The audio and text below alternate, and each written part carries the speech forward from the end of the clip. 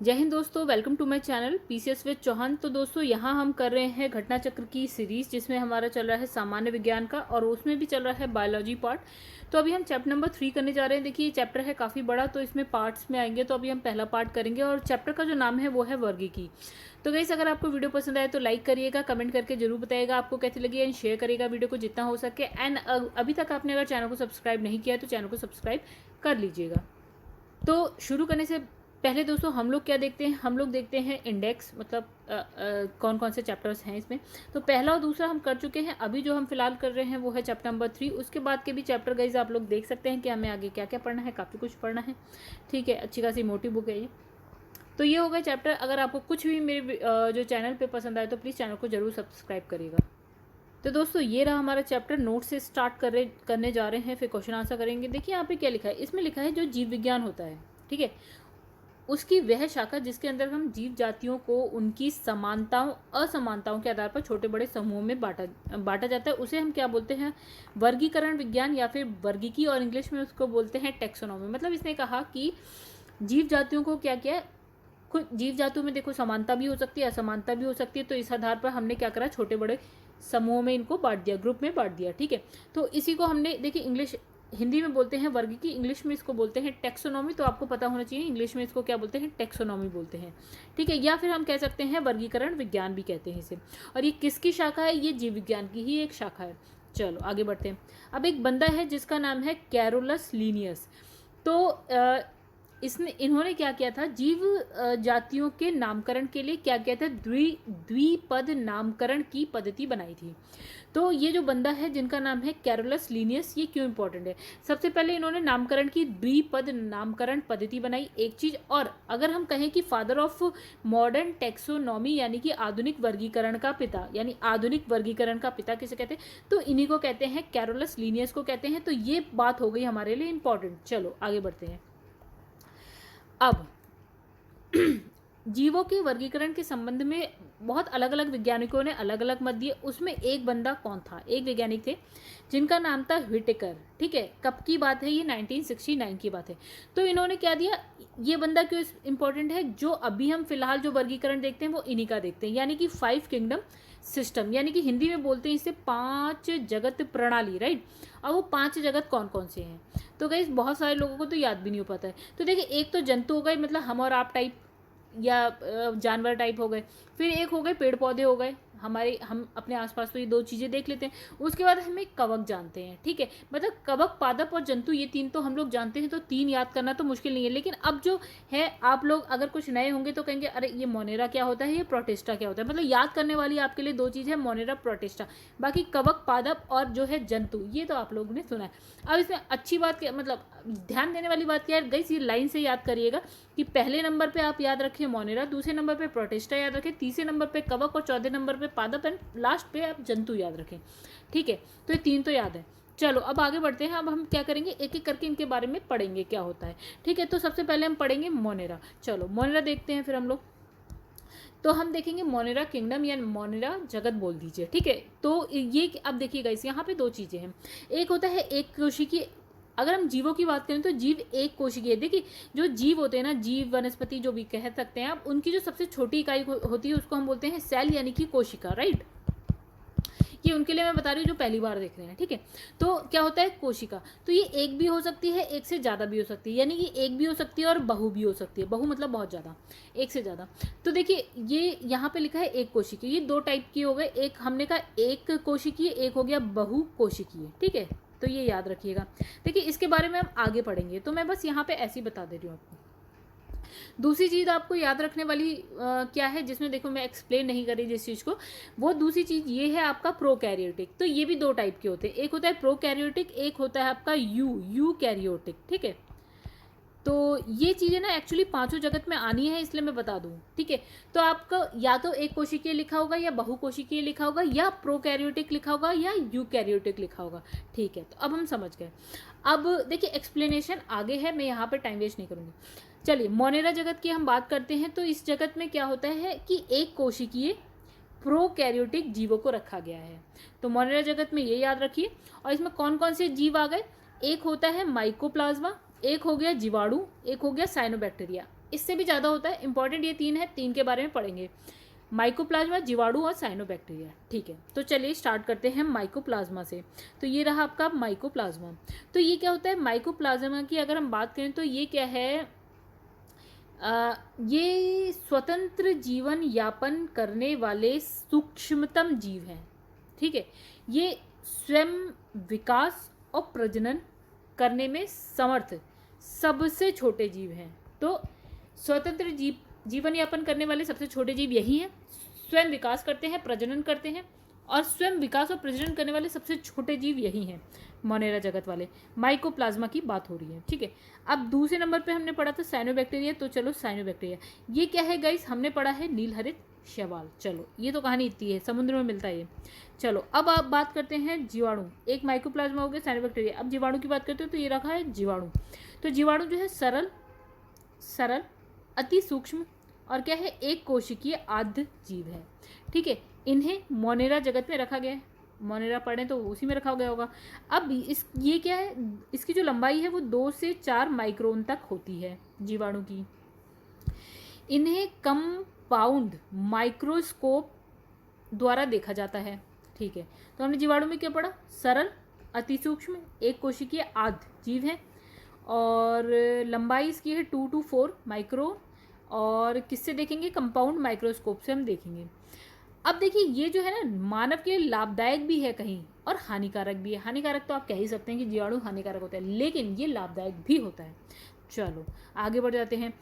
अब इसने कहा कि पोषण के आधार पर अगर बात करें तो जीवाणु 2 तरीके के होते हैं। एक हो गया आपका परपोषी, एक हो गया आपका स्वपोषी। इसका मतलब ये होगा कि जो परपोषी जीवाणु होंगे वो अपना भोजन खुद नहीं बनाएंगे, वो किसी और से प्राप्त करेंगे। ठीक है, ये हो गया परपोषी। स्वपोषी वो होता है जो अपना भोजन खुद बना लेते हैं। तो वही इसने कहा कि पोषण के आधार पर 2 टाइप के, परपोषी स्वपोषी। चलो अब स्वपोषी जो जीवाणु होते हैं वो भी 2 प्रकार के हो जाते हैं। अब स्वपोषी मतलब अपना भोजन भी वो 2 तरीके से बना सकते हैं। कौन कौन से वो 2 तरीके, एक तो हम जानते हैं कि प्रकाश संश्लेषण, जैसे पौधे भी करते हैं भोजन बनाने के लिए। ठीक है, सूर्य के प्रकाश की उपस्थिति में ये क्या करते हैं, मतलब इसमें प्रकाश संश्लेषण होता है, भोजन बनता है पौधों में। वैसे ही जीवाणु भी प्रकाश संश्लेषण के थ्रू बना देते हैं भोजन। ठीक है, दूसरा है आपका रसायन संश्लेषी। ठीक है, 2 टाइप के हो गए। इसने कहा कि स्वपोषी जीवाणु 2 प्रकार के होते हैं, प्रकाश संश्लेषी होते हैं और रसायन संश्लेषी होते हैं। तो चलिए इतने में आप लोग को कोई प्रॉब्लम नहीं हुई होगी। अब इसने कहा कि अब एक की बात करेंगे, बैक्टीरिया है मतलब जीवाणु है जिसका नाम है आर्की बैक्टीरिया। तो इसके जो लक्षण हैं समान जीवाणुओं से भिन्न होते हैं। ठीक है, इसके मीथेनोजेंस समूह अवायवीय होते हैं। ये दलदल में मिलेगा आपको, पशुओं के रूमेन में मिलेगा आपको। ठीक है, और ये मीथेन जो गैस होती है ना, मीथेन का उत्पादन भी करता है। चलो आगे बढ़ते हैं। अब इसने कहा, अब हम बात करने जा रहे हैं राइजोबियम की। ठीक है, तो देखिए राइजोबियम क्या होता है, जो आपके फलीदार पादप होते हैं ना, मतलब पेड़ पौधे होते हैं फलीदार, तो उनकी जो जड़ होती है उन जड़ों में क्या होते हैं, गांठें होती हैं। तो गांठों पे ही ये जीवाणु पाया जाता है जिसका नाम है राइजोबियम।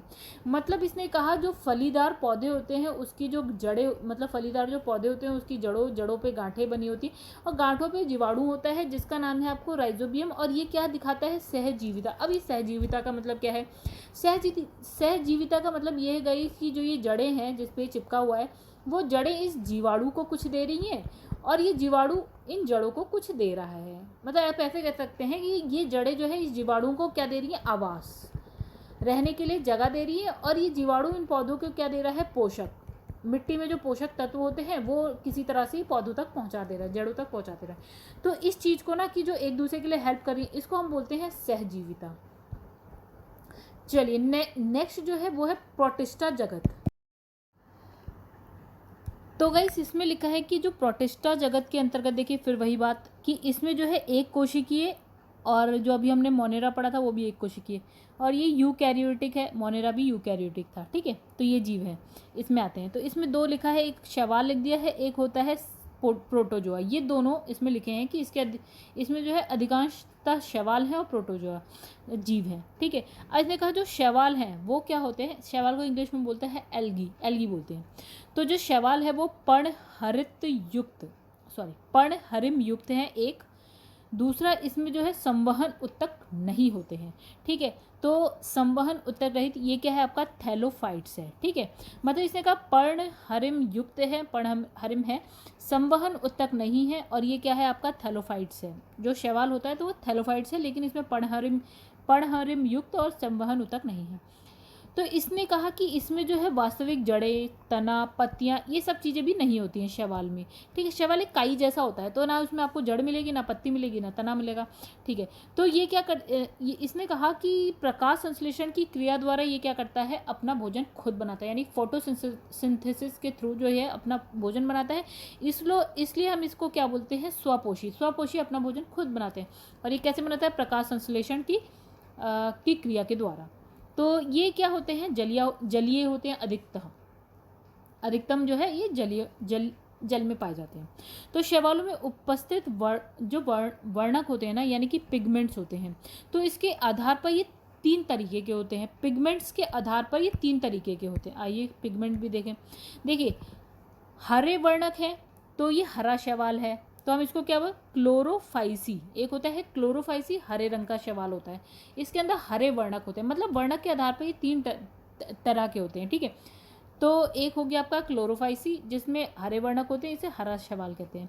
एक होता है रोडोफाइसी, जिसमें लाल वर्णक है, और ये क्या है, लाल शैवाल। एक होता है फियोफाइसी, भूरा शैवाल है, भूरे वर्णक होते हैं इसमें, ठीक है। अब इसने कहा कौन कौन से, हम फिर से देख लेते हैं, क्लोरोफाइसी, रोडोफाइसी एंड फियोफाइसी। चलो आगे बढ़ते हैं। लिखा है कि उल्लेखनीय है कि जो शैवाल का अध्ययन है, हम इसको क्या कहते हैं गाइस, इसको हम बोलते हैं फाइकोलॉजी। वेरी इंपॉर्टेंट, आपको पता होना चाहिए। फिर इसने कहा कुछ शैवालों को हम किस में रख रहे हैं, पादप जगत में। अभी जो शैवाल हमने पढ़ा वो हम किस में पढ़ रहे हैं, तो शैवाल गाइस हम कौन से में पढ़ रहे हैं, प्रोटिस्टा जगत में। लेकिन इसने कहा कुछ जो शैवाल है वो पादप जगत में भी आते हैं। जो 4th नंबर पे हमने देखा था पादप जगत, उसमें भी आते हैं। चलो और आसान कर देते हैं। तो हमने कहा अभी जो हम पढ़ रहे हैं शैवाल किस में है, इसमें है प्रोटिस्टा जगत में। लेकिन इसने कहा कुछ जो है पादप जगत में भी आते हैं। चलो आगे बढ़ते हैं। अब आप लोग समझ गए। अब बात करते हैं फंगी यानी कि कवक की। ये है 3rd नंबर पे जो हमने पढ़ा था, ठीक है। तो जैसे हमने मोनेरा पढ़ा, एक कोशिकीय प्रोकैरियोटिक, प्रोटिस्टा एक कोशिकीय प्रोकैरियोटिक। अब हम पढ़ने जा रहे हैं कवक। चलिए कवक क्या होता है, पर्णहरिम रहित। शैवाल में क्या था, पर्णहरिम युक्त, ठीक है। और शैवाल में हमने पढ़ा था संवहन ऊतक रहित, तो ये भी क्या है, संवहन ऊतक रहित। क्या है ये, थैलोफाइट्स। और जो हमने अभी पढ़ा था वो भी क्या थे, थैलोफाइट्स, ठीक है। प्रोटिस्टा में भी देखिए थैलोफाइट्स, ठीक है। शैवाल जो थे थैलोफाइट्स, ये भी थैलोफाइट्स, कवक। चलो आगे बढ़ते हैं। तो इसकी जो कोशिका भित्ति होती है, हमने कहा कि जो जीव जंतु या वनस्पति, इनकी जो सबसे सूक्ष्मतम इकाई होती है वो होती है सेल, ठीक है, यानी कि कोशिका। तो कोशिका की जो दीवार होती है उसको हम बोलते हैं भित्ति, मतलब दीवार, तो कोशिका भित्ति। तो इसने कहा इसकी जो कोशिका भित्ति है वो काइटिन की बनी होती है। वेरी इंपॉर्टेंट, आपको पता होना चाहिए कि जो आपके कवक है उसकी कोशिका भित्ति किसकी होती है, काइटिन की होती है। क्वेश्चन आया हुआ है इसलिए। अच्छा, अब कवक के अध्ययन को हम क्या बोलते हैं, माइकोलॉजी कहलाता है, ठीक है। कवक के अध्ययन को हम बोलते हैं माइकोलॉजी। और अभी हमने पढ़ा था शैवाल का अध्ययन, ठीक है। तो शैवाल का अध्ययन हमने क्या पढ़ा था, हमने पढ़ा था फाइकोलॉजी। कवक का माइकोलॉजी, ठीक है। अब इसने कहा जो खमीर है, कुकुरमुत्ता या फिर हम कह सकते हैं मशरूम, ये क्या है, एक प्रकार का कवक है। तो खमीर एस्कोमाइसिटीज कुल का सदस्य है। तो याद हो रहा है तो ठीक है, नहीं हो रहा है तो रट लीजिए। तो ये किस कुल का है, खमीर एस्कोमाइसिटीज का। और जो मशरूम है वो है बेसिडियोमाइसिटीज का। ओके, ये दोनों ही खतरनाक नाम है, रट लीजिए। ना रट पाएँ तो छोड़ दीजिए, मतलब रट लीजिए, अगर रट पाएँ तो अच्छा रहेगा। अब इसने कहा कवक, एक्चुअली में मुझे नहीं लगता ये क्वेश्चन एक बार भी आया हुआ है। चलो अब इसने कहा कि कवक मूल कवकों और उच्चतर पादप हैं उनकी जड़ों के मध्य सहजीवी सहचर्य प्रदर्शित करते हैं। फिर वही वाली बात हो गई जैसे कि हमने राइजोबियम में पढ़ा था कि एक पौधा है, पौधे की जड़ है और उसकी गांठ है, गांठों पे हमारा राइजोबियम था, जीवाणु था। वैसे ही तो ये क्या दिखा रहा था, सहजीविता। वैसे इसने भी कहा कि जो कवक है और जो पौधों की जड़ है उसके मध्य में ये क्या दिखा रहे हैं, कवक मूल क्या दिखा रहे हैं, सहजीवी। प्रदर्शित सहजीविता प्रदर्शित करते हैं। अब बात करते हैं लाइकेन। तो लाइकेन क्या होता है? मिश्रित जीव है, यानी कि ये भी वही है कि ये कवक है और शैवाल, इन दोनों के बीच में साहचर्य बना होता है, तो इसको हम क्या बोलते हैं? आपका लाइकेन बोलते हैं। फिर से, लाइकेन मिश्रित जीव है जो कवक और शैवाल के साहचर्य से बने होते हैं। लाइकेन इंपॉर्टेंट है ये लाइकेन, ठीक है, ध्यान रखिएगा। चलो अब आगे बढ़ते हैं। तो नेक्स्ट इसमें लिखा है कि पादप जगत, फोर्थ वाला। तो देखिए अभी तक हम एक कोशिकीय पढ़ते हुए आए थे, ये होते हैं आपके बहुकोशिकीय। अब देखिए पेड़ पौधे तो अपना भोजन खुद बनाते हैं ना, तो और किस क्रिया से बनाते हैं? प्रकाश संश्लेषण की क्रिया से बनाते हैं, ठीक है, हम उसे बोलते हैं उत्पादक, ठीक है। और ये क्या स्वपोषी होते हैं, जो खुद बनाते हैं वो स्वपोषी जीव। तो पादप जगत में हमने क्या है हमारा बहुकोशिकीय, प्रकाश संश्लेषी, उत्पादक, स्वपोषी जीव होते हैं इसके अंदर। अब देखिए उत्पादक यानी कि प्रोड्यूसर सहजीवी होते हैं, ठीक है, जो अपना भोजन स्वयं बनाते हैं। हरे पौधे प्रकाश संश्लेषण के द्वारा भोजन का निर्माण करते हैं, और इन्हें हम क्या बोलते हैं? उत्पादक, यानी कि हरे पौधों को क्या बोलते हैं? उत्पादक, क्योंकि ये भोजन बनाते हैं, बाकी जो आगे जो चेन बढ़ेगी वो इन पौधों को खाते हैं, ठीक है। तो ये उत्पादक कहलाते हैं। उत्पादक तो आपको इम्पॉर्टेंट है, ये पता होना चाहिए कि हरे पौधे उत्पादक कहलाते हैं, ठीक है। अब इसने कहा कि एक पौधा होता है ना जो क्या खाता है? आपका कीड़े मक्खी ये सारी चीज़ें खाता है, कीट भक्षी पौधा है ये एक, जिसका नाम है घटपर्णी, या फिर हम बोलते हैं नेपेंथीज। तो ये बहुत ही इंपॉर्टेंट नाम है गाइस, और रट लीजिए, ठीक है। घटपर्णी या नेपेंथीज एक पौधा होता है जो प्रकाश संश्लेषण, देखिए खाता क्या है? कीट भक्षी होता है, कीट भक्षी कीड़ा।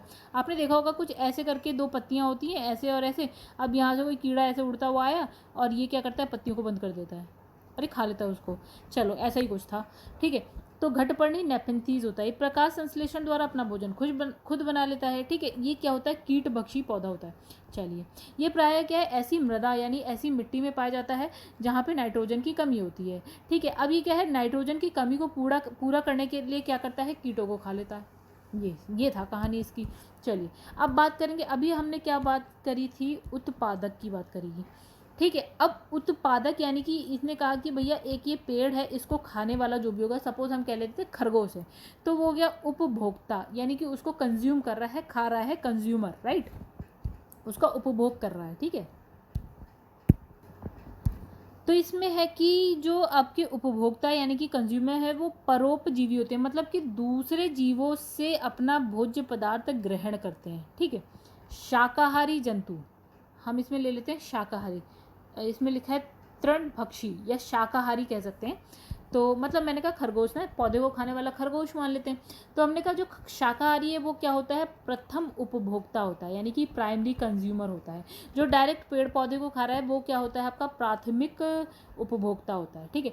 तो इसने कहा कि प्राथमिक उपभोक्ता को जो भोज्य पदार्थ के रूप में ग्रहण करने, मतलब जो प्राथमिक उपभोक्ता को खाते हैं, सपोज कि खरगोश को कौन खा ले रहा है? चीता मान लेते हैं, नहीं चीता नहीं, खरगोश को कौन खा रहा है यार? कुछ तो कोई तो खा रहा होगा, ठीक है। वो होता है आपका सेकेंडरी कंज्यूमर, ठीक है, ऐसा समझ लीजिए। तो उसी को हम बोलते हैं गौड़ उपभोक्ता, ठीक है। तो गाइस पौधा, पौधे को किसने खा लिया? एक खरगोश आया या बकरी, सपोज कि बकरी ने खा लिया, ये हो गया आपका प्राथमिक उपभोक्ता जिसने पौधा खाया। अब द्वितीय उपभोक्ता कह लो जो ये आदमी, इसने ये खा लिया, क्या बोलते हैं, ये कौन था? ये बकरी को आदमी ने खा लिया, ठीक है। तो ये हो गया आपका गौण उपभोक्ता या सेकेंडरी कंज्यूमर, द्वितीय उपभोक्ता हो गया। अब इसमें आगे लिखा है विबंधक, या हम कह सकते हैं अपघटक, या इंग्लिश में आपको शायद पता हो डीकम्पोजर। ये क्या होते हैं? मृतोपजीवी होते हैं, मतलब जो अपना भोज्य पदार्थ मृत जीवों से ग्रहण करते हैं। मतलब कोई जीव मर गया और उसके बाद उस पर आपने देखे होंगे छोटे छोटे अजीब कीड़े आ जाते हैं और वो धीरे धीरे करके उस जीव को गायब कर देते हैं, मतलब खा जाते हैं किसी तरह से। तो वो हम बोलते हैं कि वो होते हैं आपके डीकम्पोजर। कीड़े बोले उसको क्या बोले? सूक्ष्म जीव होते हैं, ठीक है। तो चलो आगे बढ़ते हैं। फिर लिखा है यहाँ पे मरुस्थलीय या मरुद्भिद पौधे। देखिए जो मरुस्थल में पौधे होते हैं ना, हम उसकी बात करने जा रहे हैं। उसको देखिए क्या बोलते हैं, देखिए आपको पता होना चाहिए कि जो मरुस्थल में पौधे होते हैं, यानी कि जो शुष्क जगह पे होते हैं, उसको बोलते हैं मरुद्भिद पौधे। तो ये हो गया आपकी एक इम्पॉर्टेंट चीज़ जो कि क्वेश्चन आया हुआ है, ठीक है। तो इसके अंतर्गत क्या आते हैं, आप देखते हैं मरुस्थल में, रेगिस्तान में आपको मिलते हैं कैक्टस, ठीक है, वहीं आपको मिलता है मदार, वहीं मिलता है ब्रायोफिलम और घीकुआर, ठीक है, ये पौधे आपको मिल जाते हैं। शुष्क वातावरण के प्रति क्या होते हैं, अनुकूलित होते हैं, मतलब वहाँ पे आराम से रह लेते हैं। चलो आगे बढ़ते हैं। मरुद्भिद पौधों की जो जड़ें होती हैं वो क्या होती हैं, लंबी होती है। लंबी क्यों, जैसे कि ये आपका पौधा आपने लगा रखा है, पानी यहाँ पे बहुत नीचे होता है, ठीक है, तो ये जड़ें क्या होती हैं, लंबी हो जाती हैं पानी तक पहुँचने के लिए, ठीक है। तो जड़ें लंबी होती हैं, तने इनके क्या होते हैं, छोटे होते हैं। तो तने छोटे होते हैं, रूपांतरित होते हैं, और कभी कभी क्या होते हैं, भूमिगत होते हैं, यानी भूमि के अंदर भी होते हैं। तो इनकी जो बाह्य त्वचा है, यानी कि जो पौधे हैं उनकी जो त्वचा होती है वो मोटी होती है। आप देखते होंगे कैक्टस कितना मोटा सा, मोटी पत्ती जो होती है उसमें कांटे होते हैं और जो मोटा सा होता है, ठीक है। और उसमें क्या होता है, उपचर्म होता है, उपचर्म की एक परत से ये ढकी रहती है। और इसकी जो पत्तियां होती है, पत्ती ना होकर आप देखते होंगे कैक्टस जो है उसमें छोटे छोटे कांटे होते हैं, ठीक है, पत्तियां जो है परिवर्तित हो जाती है कांटों में। फिर इसमें लिखा है इसके कुछ भाग जो है जल संचय हेतु, जल के को अपने अंदर रोकने के लिए अधिक मांसल हो जाते हैं, मतलब उसमें मांस मतलब मोटे मोटे हो जाते हैं, ठीक है। इसमें लिखा है प्रिएटोफाइट्स मरुस्थल में पाए जाने वाले पौधे हैं जिनकी जड़ें प्राय कितने मीटर, 25 to 30 मीटर लंबी होकर क्या होते हैं, जो भूमिगत जल सतह तक पहुंच जाती है। मतलब कि जहां जल है वहां तक पहुंचने के लिए कितनी लंबी हो गई, देखिएगा इस 25 से 30 मीटर हो गई। क्या नाम है इसका, प्रिएटोफाइट्स, ठीक है। तो चलिए आगे बढ़ते हैं। अब इसमें लिखा है कि हाइड्रोफाइट्स, या फिर हम कह दें जलोदभिद पौधे, ठीक है। अब देखिए वो मरुद्भिद थे, यानी मरुस्थल में पाए जाने वाले। अब जलोदभिद जो होंगे जाहिर सी बात है जल में होंगे, ठीक है। तो जलोदभिद पौधे बहुत अधिक जल वाले स्थान पर पाए जाते हैं। मतलब अगर आप एक गमला लगाए ना और उसमें पौधा लगा दें और खूब सारा पानी डाल देना अगर उस पौधे में, और डालते रहे और उसे सूखने ही ना दे, तो वो मर जाएगा पौधा, मतलब वो इतना जल सहन ही नहीं कर सकता। लेकिन जो जलोदभिद पौधे होते हैं वो क्या है, अधिक जल को वाले स्थान पर होते हैं। तो इसमें क्या है, बड़े बड़े अंतराकोशीय स्थान मतलब इनमें बड़े बड़े अंतराकोशिकीय स्थान होते हैं जो वायु से भरे होते हैं इन पौधों में, ठीक है। तो पौधों के तैरने में सहायक होते हैं, मतलब देखिए वायु जो भरी होती है ना वो उस पौधे को तैरने के लिए हेल्प करती है। फिर अब नेक्स्ट इसमें क्या है, लवण मृदोद्भिद पौधे। तो यानी कि ये पौधे ऐसी जगह पे हो सकते हैं जहाँ लवणता, मतलब पानी में होंगे, और जहाँ लवणता ज़्यादा होगी वहाँ पे रह लेंगे, या ज़मीन पे जहाँ लवणता ज़्यादा हो। चलो, तो इसने कहा कि लवण मृदोद्भिद उन पौधों को कहते हैं जो उच्च लवणता युक्त जल में उत्पन्न होते हैं, मतलब जहाँ की जिस जल की लवणता अधिक होती है। अधिपादप वे पौधे हैं जो दूसरे जीवित पौधों पर यांत्रिक अवलंबन के लिए लगे रहते हैं, ना कि पोषण हेतु। मतलब जैसे होता है एक आर्किड होता है ना, इसका कहने का मतलब ये था कि एक सपोज कि बड़ा सा पेड़ है, ठीक है, ये एक बड़ा सा पेड़ है।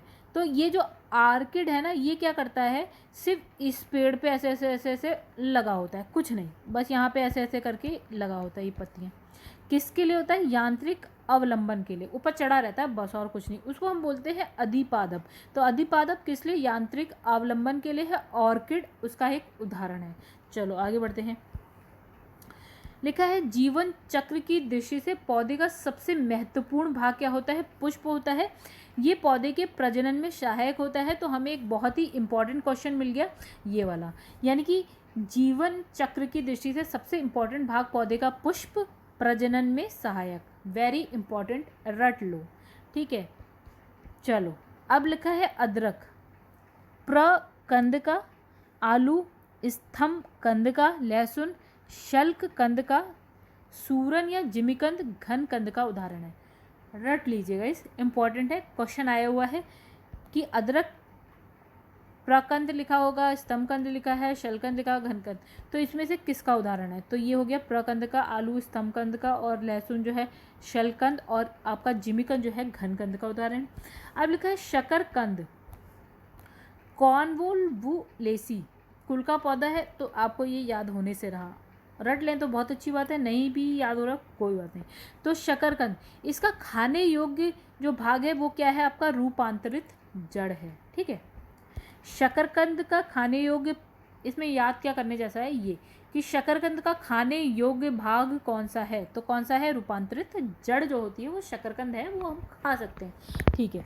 अब इसने कहा गन्ना, आलू, अदरक तने के रूपांतरण है, मतलब जो तना, अगर किसी पौधे का तना बनने वाला होता ना, तो तने की जगह गन्ना बन गया, तने की जगह आलू बन गया, तने की जगह अदरक बन गया और उसे हम खा लेते हैं।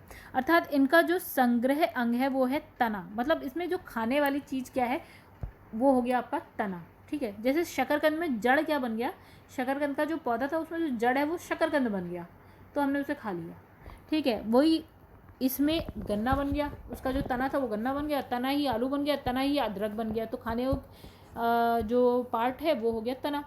फिर इसने कहा शलजम, गाजर और शकरकंद जड़ों के रूपांतरण, मतलब जो जड़ थी वो शलजम बन गई, जड़ ही गाजर बन गई, जड़ ही शकरकंद बन गया, तो हमने वो खा लिया, ठीक है। तो मतलब इसमें खाने योग्य पार्ट क्या हो गया, जड़। अब मटर का याद रख लीजिएगा, अगर कुछ याद ना हो तो ये याद कर लीजिएगा। मटर जो है आपका लेग्यूमिनेसी कुल का द्विबीजपत्रीय शाकीय एक वर्षीय पौधा है। तो मतलब आपको अब तक में अगर कुछ कुल याद रखना है तो मटर का याद रख लीजिएगा, लेग्यूमिनेसी कुल, ओके। तो ये द्विबीजपत्रीय है, शाकीय एक वर्षीय पौधा है, इसमें सहारे के लिए प्रतान पाए जाते हैं, ठीक है। आगे बढ़ते हैं हम लोग। अब कुछ याद रहे ना याद रहे, गन्ने का भी याद रखिएगा। जो गन्ना है ग्रैमिनी पोएसी कुल, पोएसी नहीं याद होता कोई बात नहीं, ग्रैमिनी जरूर याद रखिएगा, नहीं याद हो रहा तो रट लीजिए। तो गन्ना जो है ग्रैमिनी या पोएसी कुल के अंतर्गत आता है, जिसका तना काट आमतौर से कायिक प्रवर्धन के लिए प्रयोग किया जाता है। जब गन्ना आप कैसे उगाते हैं गाइस, जो गन्ना होता है उसी को आप क्या करते हैं, छोटे छोटे जहाँ गांठ होती है वहीं से काट लेते हैं और फिर उसको बाद में उगाते हैं, ठीक है। फिर इसका तना ठोस होता है, संधिबद्ध होता है, ठीक है। इसमें जो है पर्व यानी कि नोट्स और पर्व संधियाँ यानी कि इंटर नोट्स पाए जाते हैं।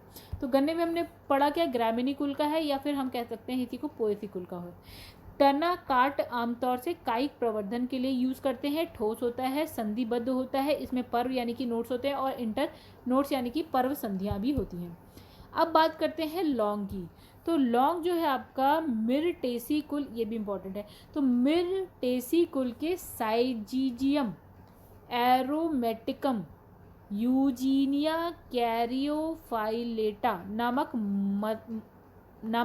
मध्यम कद वाले सदाबहार वृक्ष की सूखी हुई पुष्प कलिका से प्राप्त हो। तो इसमें गाइस क्या याद रख पाएंगे, एक आप ये याद रख लीजिए लौंग में मिरटेसी कुल, दूसरा कि सदाबहार वृक्ष की सूखी हुई जो पुष्प कलिका है उससे हमें क्या मिलता है, लौंग मिलता है। ये दो चीज़ याद रख लीजिए, आई थिंक इनफ है। इसका उपयोग जो है भोज्य पदार्थों, दंत शूल निवारक इत्यादि, मतलब दांतों में दर्द होता है तो आप लौंग का तेल लगाते हैं।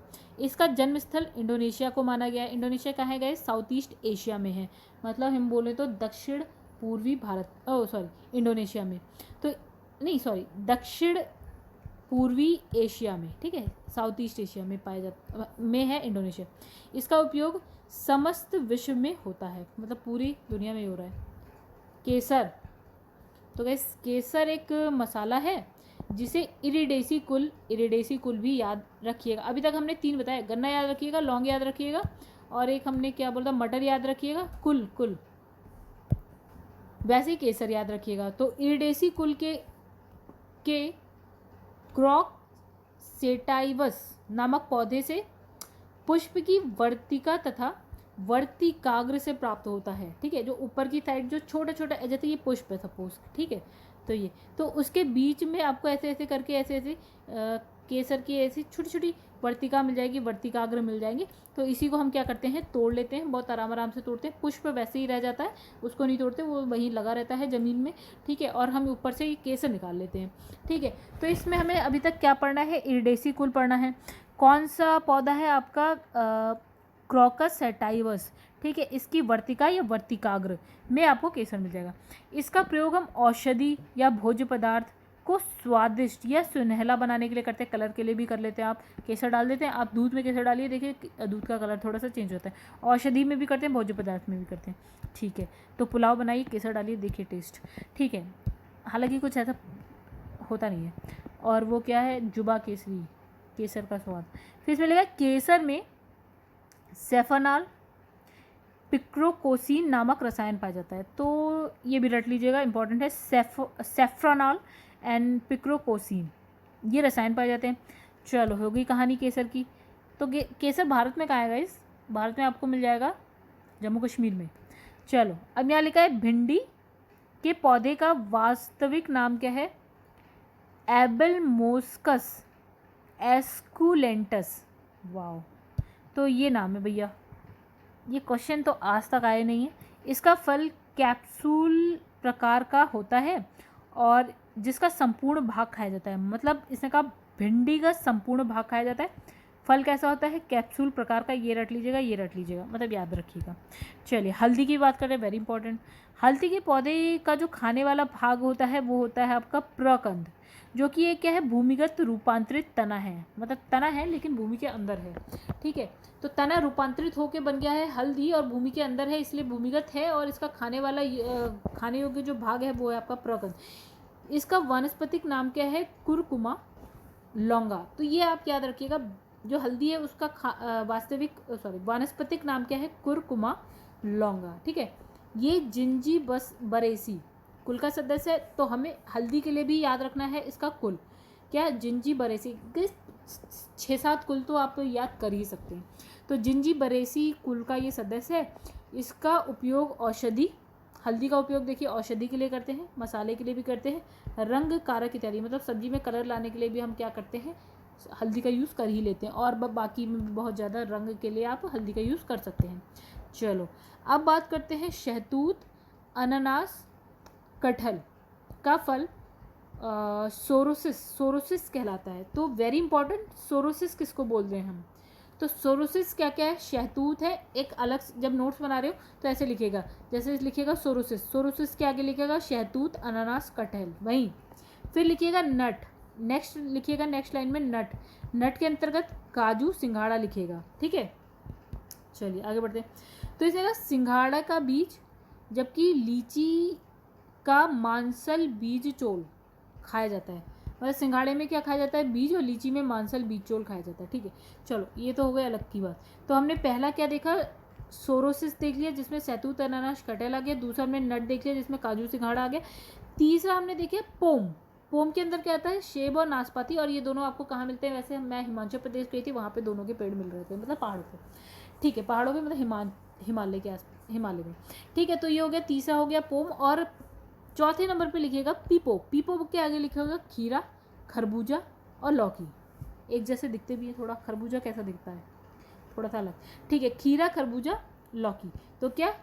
सोरोसिस, शहतूत, अनानास, कटहल। नट में लिखिएगा काजू, सिंघाड़ा। पोम में लिखिएगा सेब, नाशपाती। पीपो में लिखिएगा खीरा, खरबूजा और लौकी। चलो आगे बढ़ते हैं। जब फल के निर्माण में अंडाशय के अलावा कुछ अन्य भाग भी शामिल हो तो ऐसे फल को हम क्या बोलते हैं? असत्य फल। मतलब फल का जब निर्माण हो रहा है, अंडाशय तो यूज़ हो रहा है, उसके अलावा भी अगर कोई भाग यूज़ हो रहा है तो असत्य फल कहते हैं उसको। उदाहरण के लिए हमारे पास है सेब, और हमारे पास है काजू, हमारे पास है नाशपाती। ठीक है, चलो आगे बढ़ते हैं।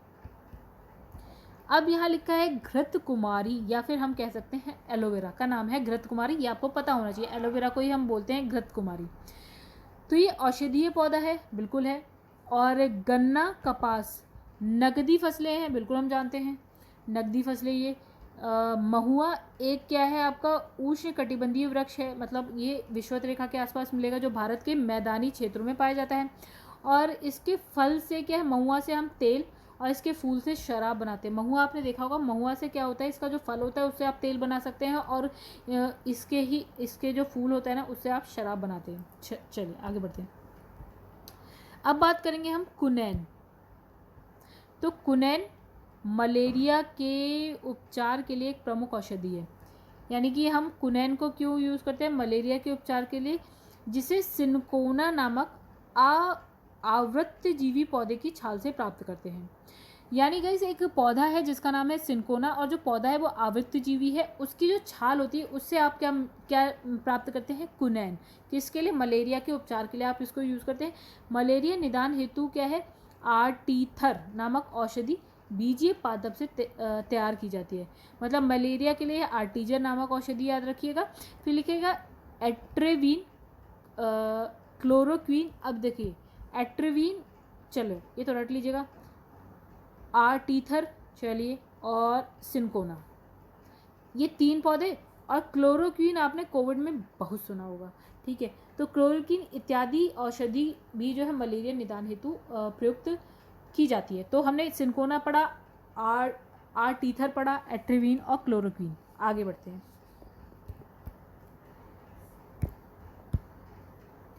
तो गाइस नेक्स्ट इसमें लिखा है कि सन, पटसन, जूट के तनों की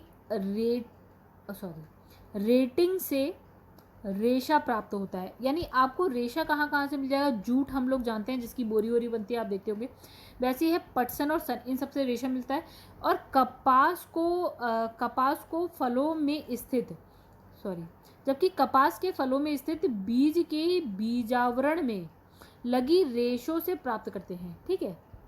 बीज के बीजावरण से लगे रेशे हैं उससे प्राप्त करते हैं। ये 2 प्रकार के होते हैं, एक होता है बड़ी लिंट रेशे, एक होता है छोटी फज रेशा, ठीक है। अब इसमें लिखा है लिंट रेशे वास्तविक तौर पर अधिक महत्वपूर्ण होते हैं। कपास का प्रमुख रासायनिक घटक क्या है, सेल्यूलोज है, ठीक है। तो इंपॉर्टेंट हो गया, कपास का रासायनिक जो प्रमुख रासायनिक घटक है वो है सेल्यूलोज, जिसकी मात्रा 91 to 94% तक होती है। इसमें जल लगभग जो है 6 से 8%, और सूक्ष्म मात्रा में क्या होता है, इसमें वसा होती है, प्रोटीन होता है, प्रोटोप्लाज्म, खनिज लवण, ये सारी चीज़ें आपको कपास में मिल जाएगी। तो कपास में हमने क्या पढ़ा, इसका रासायनिक घटक हो गया सेल्यूलोज। इसमें 91 से 94% तक इसमें सेल्यूलोज होता है, 6 से 8% जल होता है, इसके अलावा वसा है, प्रोटीन है, प्रोटोप्लाज्म है, एंड खनिज लवण भी मिल जाते हैं कपास में। पपीता, इसका वानस्पतिक नाम है कैरिका पपाय। तो इम्पॉर्टेंट है, आसान भी है, पपाया से पपाया हो गया। तो इसमें उपस्थित क्या, पपेन एंजाइम प्रोटीन के पाचन में सहायक होता है। तो ये भी इंपॉर्टेंट हो गया, पपेन एंजाइम जो है प्रोटीन के पाचन में सहायक है। इसका पीला रंग इसमें उपस्थित कैरिका ज़ैंथिन। तो ये भी मतलब जो पपीता जो आपका पीला हो जाता है वो किस वजह से होता है, इसमें वर्णक होता है जिसको हम बोलते हैं कैरिका ज़ैंथिन, इस वजह से पीला हो जाता है। चलो, सेब के फल में जो लाल रंग आता है वो एंथोसाइनिन नामक वर्णक से होता है, ठीक है, वर्णी लवक से होता है। फिर है लाल रंगीन रंग के वर्णक जैसे कि आपका कैरोटीन गाजर में, टमाटर में लाइकोपिन, और पीले रंग के वर्णक जैसे कि आपका जैंथोफिल हल्दी में, और फिर चुकंदर में होता है विटानिन वर्णक होता है। मतलब अब फिर से पढ़ते हैं हम इसे, ठीक है, थोड़ा और मज़ा आएगा। तो देखिए पपीते का जो पीला रंग है वो है कैरिका ज़ैंथिन से होता है। सेब का जो लाल रंग है वो आपका एंथोसाइनिन से होता है। और जो आपका गाजर का जो लाल रंग है वो आपका होता है, गाजर का लाल रंग किससे होता है, आपका कैरोटीन से होता है। टमाटर का लाल रंग लाइकोपिन से होता है। एंड पीले रंग के लिए है जैंथोफिल, जो कि हल्दी के लिए होता है, जैंथोफिल हल्दी के लिए हो गया आपका। चुकंदर में होता है आपका विटानिन। तो ये आप एक लाइन से एक टेबल सी बना लीजिएगा और उसमें लिख लीजिएगा और रख लीजिएगा, सारे इंपॉर्टेंट है। चलो, अफीम के पौधे का वानस्पतिक नाम क्या होता है, पेपावर सोमनीफेरम। तो हम बात कर रहे हैं आपका अफीम की, तो इसका वानस्पतिक नाम पेपावर सोमनीफेरम। इसे सामान्यतः ओपियम पॉपी कहते हैं। क्या बोलते हैं, ओपियम पॉपी बोलते हैं, ठीक है। इससे इम्पॉर्टेंट नोस्कापिन, पेपावरीन, कोडीन, हेरोइन, अफीन, मॉर्फिन आदि औषधियाँ प्राप्त की जाती है। हालांकि औषधि क्या है, अफीम का औषधि भी कह सकते हैं, लेकिन उपयोग तो हम कुछ अलग ही तरीके से करते हैं। तो देखिए इसका वानस्पतिक नाम आपको पता होना चाहिए। सामान्यतः इसको ओपियम पॉपी कहते हैं। इसमें से क्या क्या मिला है, नोस्कापिन है, पेपावरीन, कोडीन, हेरोइन, अफीम, मॉर्फिन, ये सारी चीज़ें प्राप्त होती हैं। तो मॉर्फिन पौधे के अपरिपक्व फलों से प्राप्त की जाती है। मतलब जो अफीम का पौधा है वो अपरिपक्व फल होते हैं, मतलब पूरी तरह से बन नहीं पाते, उससे हम मॉर्फिन निकाल लेते हैं। चलो आगे बढ़ जाते हैं। तो इसमें जो जो मैंने लाइन बनाई है ना वो सब इंपॉर्टेंट है। आगे बढ़ते हैं। लहसुन तथा प्याज की मतलब जो इसमें गंध आती है ना, अभिलाक्षणिक गंध किस वजह से होते हैं? इसमें सल्फर यौगिक होता है, इस वजह से। ठीक है, मतलब ये जो स्मेल आती है ना लहसुन प्याज में, उसके अंदर क्या क्यों आती है ये गंध? आती है सल्फर यौगिक की वजह से आती है। प्याज के छिलके उतारने पर क्या होते हैं? आंसू आने का कारण क्या है? प्याज में निष्कासित क्या? सल्फेनिक एसिड, अम्ल। सल्फेनिक एसिड, देखिए सल्फर यौगिक से गंध आती है, सल्फेनिक एसिड से आंसू आते हैं। अब मिर्च का तीक्ष्ण या तीखा स्वाद उसमें उपस्थित क्या है? तो जो हमने लहसुन प्याज का जो जो मैंने बताया वो इंपॉर्टेंट था। अब मिर्च तीखी होती है, उसका कारण क्या है? क्योंकि इसमें क्या होते हैं आपका कैप्सेइसिन, क्या होते हैं? कैप्सेइसिन नामक पदार्थ होता है, जिसकी वजह से वो क्या होती है आपकी तीखी लगती है। इसका रासायनिक सूत्र देखिए, C18H27NO3, ये हो गया। तो मिर्च के लिए ये 2 लाइनें इंपॉर्टेंट है। चलो, वनस्पति विज्ञान में किसी प्ररोह को कली या कलिका कहते हैं। ये किसी पत्ती के कक्ष पर या तो तने के अंतिम छोर पर उत्पन्न होती है। लिखा है कॉर्क ओक नामक वृक्ष की छाल। देखिए एक 2 वृक्ष के नाम है कॉर्क ओक, तो इसकी छाल से प्राप्त किया जाता है। इसने कहा कॉर्क जो होती है ना वो ओक नामक एक वृक्ष होता है, उसकी छाल से मिलता है। इसका वानस्पतिक नाम क्वेरकस सुबर है और इस पौधे की उत्पत्ति स्थल भूमध्य सागरीय क्षेत्र में मिलती है। मतलब जो भूमध्य सागरीय क्षेत्र है वहाँ पे आपको ओक का वृक्ष मिलेगा और उससे हम क्या निकालते हैं? कॉर्क बनाते हैं। देखिए जो एक आपने देखा शैम्पियन वैम्पेन की बॉटल होती है ना, उसके ऊपर एक लकड़ी का एक छोटा सा टुकड़ा होता है, बहुत ही हल्का होता है। ठीक है, वो उसको हम कॉर्क ही तो बोलते हैं। तो आप उससे याद रखिएगा कौन सा वृक्ष है जिससे ये लकड़ी मिलेगी? ओक से। तो गाइस यहाँ पे इस वीडियो को करते हैं ख़त्म। वीडियो बहुत लंबी हो रही है, नेक्स्ट वीडियो में मिलेंगे आगे के पार्ट के साथ।